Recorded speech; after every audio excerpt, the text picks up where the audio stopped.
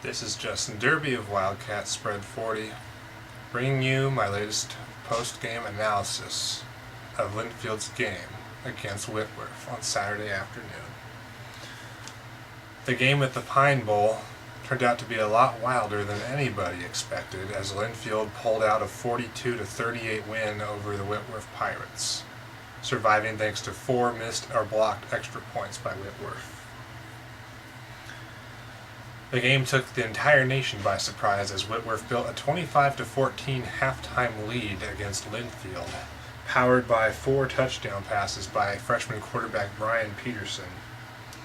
In the second half, Linfield came storming back behind 4 straight touchdown passes by Mickey Inns to take a 42-25 lead with 7.5 minutes to go.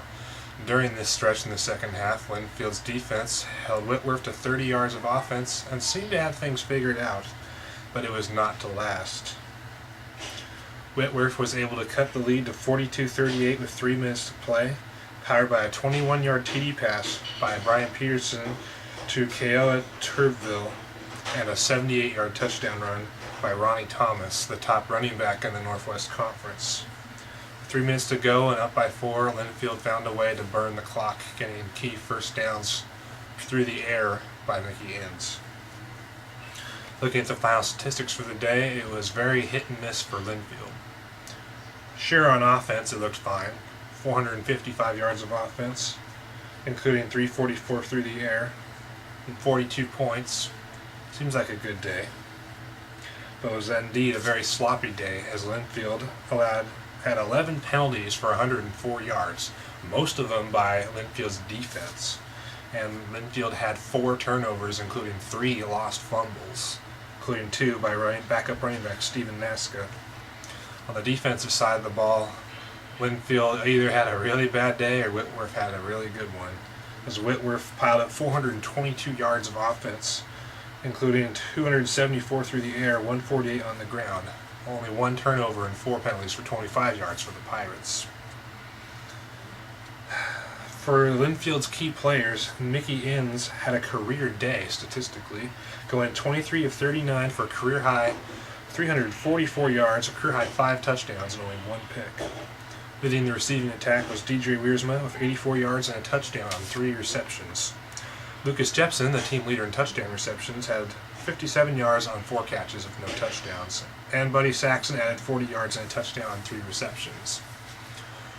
Running back Josh Hill had a decent day, getting 20 carries for 77 yards and a touchdown, and had 4 receptions for 65 yards. For Whitworth, Brian Peterson had a spectacular day. Having only thrown 8 touchdowns on the entire season, Peterson went 23 of 42 for 274, 5 touchdowns, 1 interception, but did have 20 carries for -8 yards. Wide receiver Austin Ello led the Whitworth receiving attack with 88 yards and 3 touchdowns on 7 receptions. And their leading receiver on the season, Jake DeGoyer, had 76 yards on 6 receptions but no touchdowns. Ronnie Thomas, the top running back rusher in the Northwest Conference, proved his reputation by running for 156 yards and a touchdown on 14 carries, although 129 of his yards came on 2 very long runs. For Linfield, although the win, which is always nice, pushed them to 8-0 on the season, putting them in position to clinch the conference title next week against Lewis and Clark, it was indeed a very sloppy day. Although the offense put up good numbers, 455 yards and 42 points, they had a season high 4 turnovers. Season high at this point in the season against a defense that's not as good as most of the ones Linfield has burned earlier this season.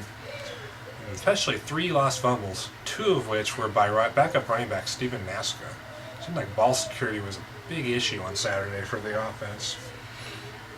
But when they did take care of the ball, they were unstoppable on offense. The defensive side, on the other hand, I don't know what to think. I mean, Linfield had one of the top defenses in the country coming in, only allowing 7.5 points, 250 yards.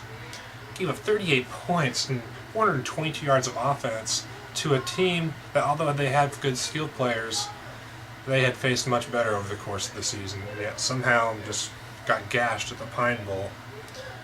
It remains to be seen whether if the defensive performance on Saturday was a fluke by Linfield or if Whitworth has found a blueprint of attacking this Linfield defense that other teams can use in the future.